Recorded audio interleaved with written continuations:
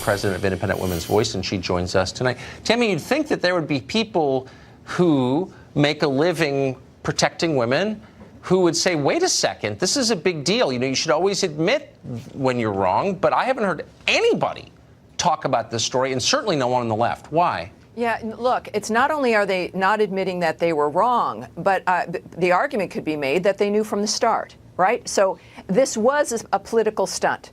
The problem is, though, is that they should also be angry. I mean, if they were serious, right, that's right. They would be angry that these certain people lied, that it reverses the impact of what we're trying to do for women for the last 20 years to get them to be taken seriously on the issue of sexual assault and domestic violence, et cetera.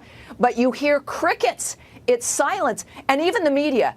This was so important. Of course, it consumed media 24/7 for weeks, if not upwards of a month. And now you'd think if this is still such a dynamic issue, I mean, my goodness, is it not a rapist that we've got on the Supreme Court? Wouldn't that even require more outrage and more investigation? And yet, not only is there no more investigation into Kavanaugh, but there's no defense of the women. Right? Now, Julie Swetnick and Avenatti and others, but exactly. Swetnick, they're going to need lawyers, right? They're going to need money moving to the future. They're going to need to be able to defend themselves at a federal level.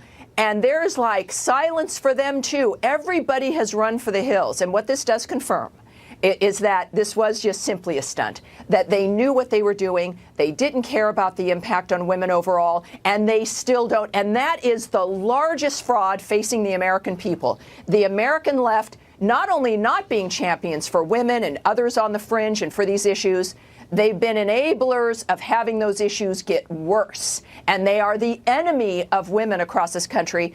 And I believe tomorrow we're going to see some of the results of that. We saw some change when it came to Democrats' enthusiasm and the gap between the enthusiasm after the Kavanaugh hearing, because I think that fraud finally was exposed, and now it has been confirmed with Senator Grassley's report.